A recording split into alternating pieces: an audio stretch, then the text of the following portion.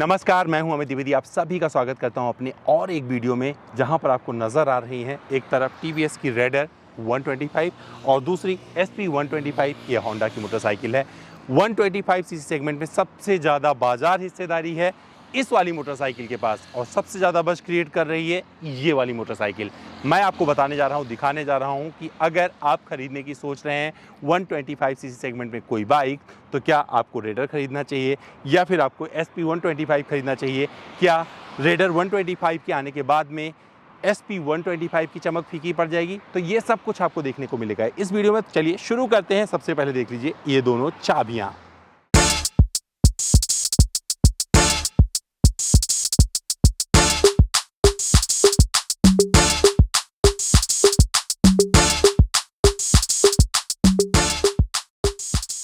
तो चलिए दोस्तों, शुरुआत करते हैं TVS रेडर, क्योंकि ये नई पेशकश है इस सेगमेंट में। इससे आप सभी जानते हैं 125 सीसी सेगमेंट में, और यहीं से शुरुआत होती है 125 की। तो रेडर में क्या मिलता है आपको? ये पूरा का पूरा LED हेडलैम्प मिल जाता है, और यही ऐसा ही कुछ थोड़े अलग अंदाज में LED पूरा का पूरा हेडलैम्प मिलता है, लेकिन ये वाला आपको ज़्यादा अच्छा लगने वाला है। डिज़ाइन में आपको ज़मीन आसमान का अंतर लगेगा। यहाँ पर आपको एक आक्रामकता दिखती है दूसरे अंदाज में, यहाँ पर एक स्पोर्टीनेस और एक अलग कैरेक्टर दिखता है, वो आपको सही लगेगा। यहाँ पर आपको ये आँख के मुताबिक जो जैसे आँखें होती हैं वैसे आपको ये मिल जाते हैं टर्न इंडिकेटर, और यहाँ पे आपको एक व्यावहारिक जो कि पुराने ज़माने से चला आ रहा है वैसा कुछ यहाँ पर मिल जाता है हैलोजन बल्ब के साथ में। दोनों में हैलोजन बल्ब आपको मिलने वाले हैं। इसके बाद में जब और चीज़ें अगर ध्यान से देखेंगे तो यहाँ पर आपको अच्छा क्या लगने वाला है, तो यहाँ पर आपको जो टायर मिल रहा है ये 80/118 का टायर मिल जाता है। यहाँ पर इसका प्रोफाइल है ये, और जब आप इधर झाँकेंगे तो ये वाला जो टायर प्रोफाइल मिलता है ये आपको मिल जाता है 17 इंच का। तो ये 80/117 है और ये 80/118 है, तो 1 इंच का फ़र्क आपको यहाँ पर मिलने वाला है। साथ ही जब डिस्क की बात करेंगे तो यहाँ पर पेडल डिस्क मिल जाता है, और यहाँ पर भी आपको उसी साइज़ वाला 240 mm का डिस्क मिल जाता है। दोनों की अलग अलग उपयोगिता है, लेकिन ब्रेकिंग के मामले में कहीं ना कहीं से थोड़ी सी आपको ये बेहतर लगने वाली है। क्यों, उसका जिक्र करेंगे जब परफॉर्मेंस का चर्चा शुरू करेंगे। तो ये पूरा का पूरा अंदाज़ सब कुछ वही आपको मिलने वाला है जो कि इस सेगमेंट में आप हमेशा देखते आए हैं, लेकिन आपको तौर तरीके में थोड़ा सा फ़र्क मिलने वाला है। अब आपको दिखाता हूँ साइड प्रोफाइल।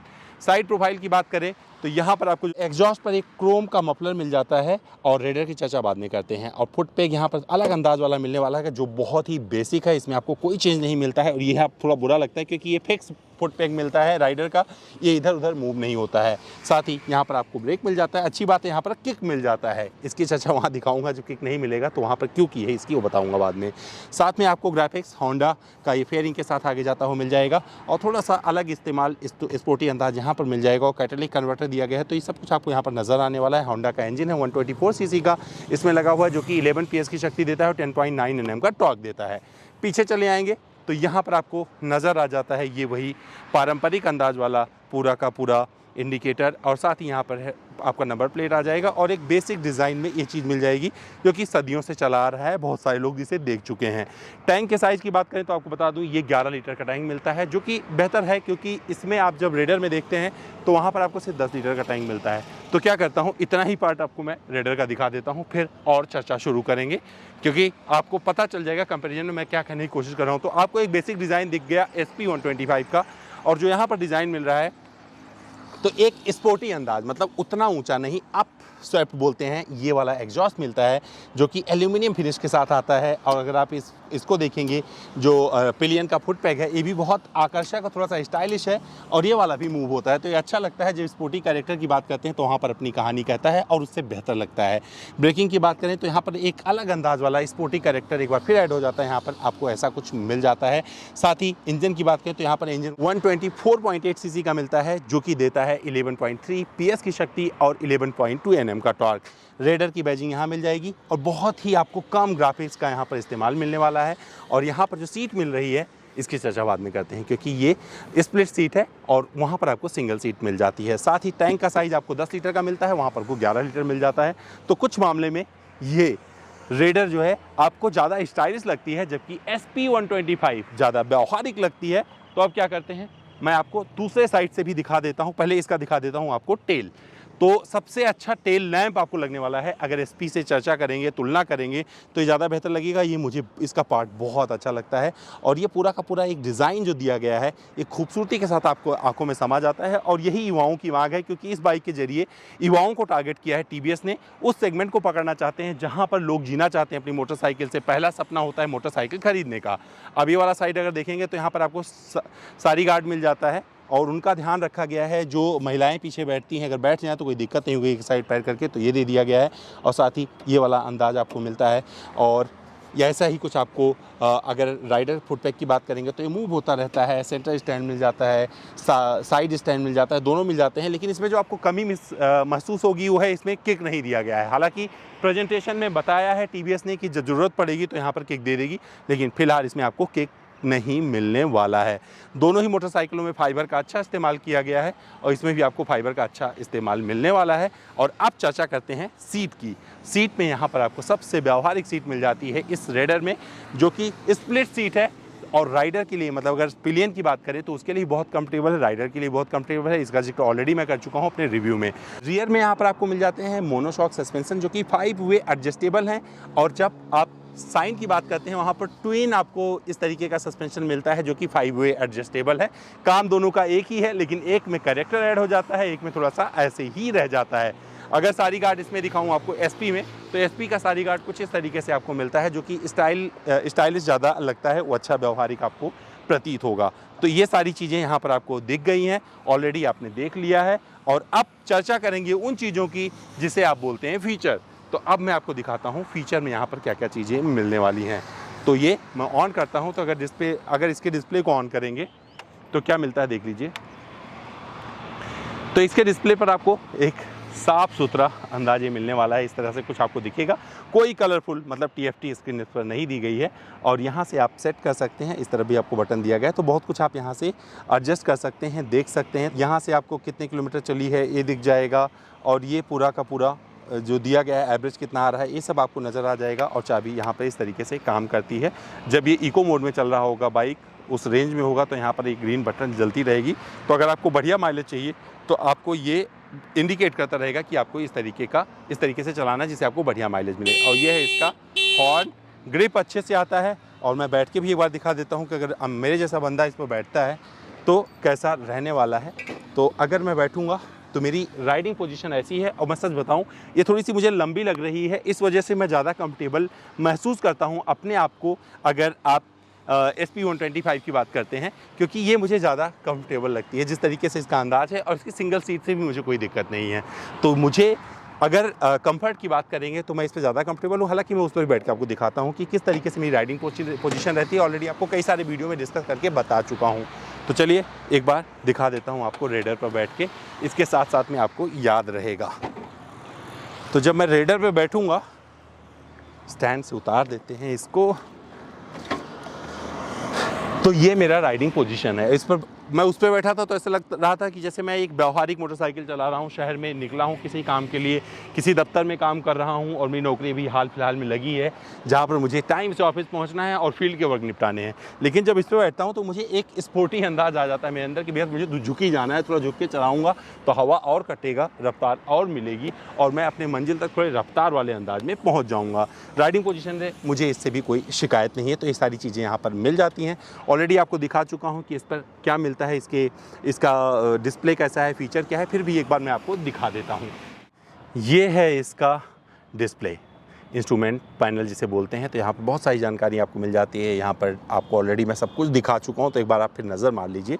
लेकिन ये ज़्यादा कलरफुल लगता है SP की तुलना में और ये पूरा का पूरा इसका अंदाज़ है जो कि मुझे बहुत ही खूबसूरत लगा है।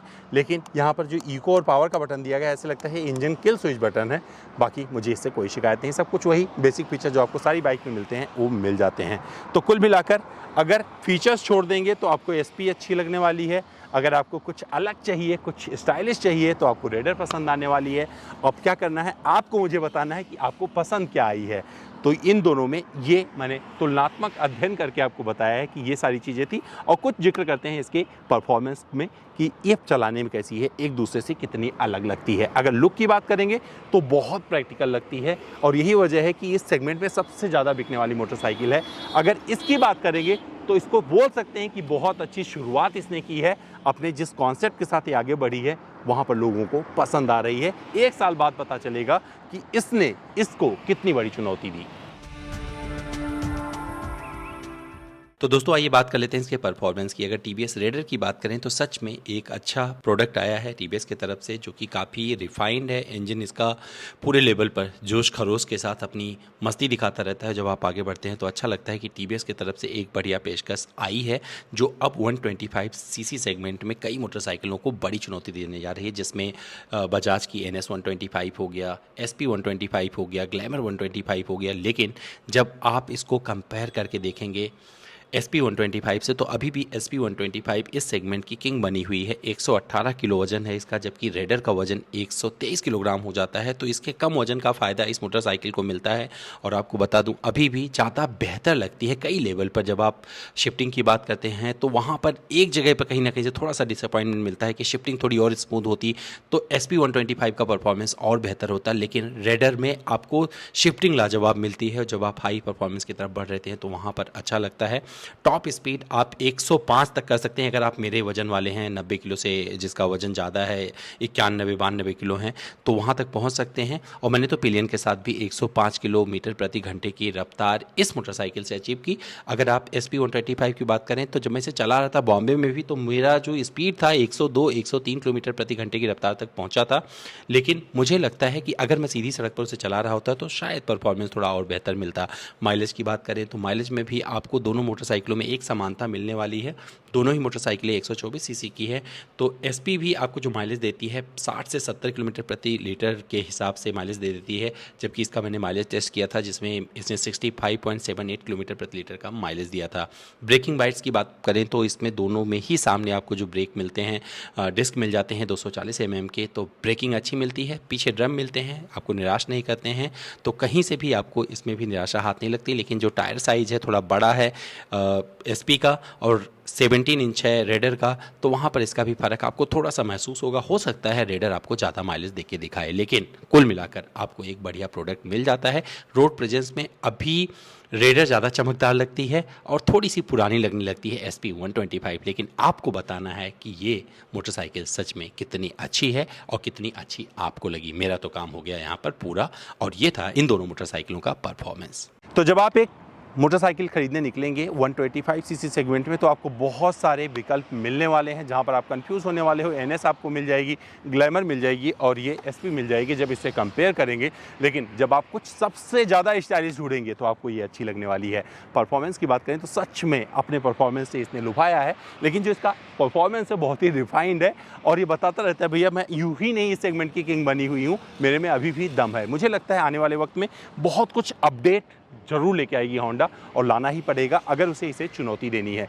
और इनके सामने चुनौती क्या रहेगी भैया, इन्हें और मेहनत करनी पड़ेगी और अच्छे से अपने सर्विस नेटवर्क में कभी कोई दिक्कत ना आए, लोगों को कोई दिक्कत ना हो, इस पर ध्यान देना पड़ेगा, जिससे ये महोदय इनको चुनौती दे पाएँ। दोस्तों उम्मीद करता हूँ मेरा कंपैरिजन टेस्ट इसके साथ में पसंद आया होगा। फिर भी मुझसे कुछ रह गया, कुछ और जानना जुड़ना चाहते हैं तो मेरे इंस्टाग्राम पर चले आए। मेरा इंस्टा हैंडल है amit.dwivedi। सवाल करें सारे जवाब ले जाएँ।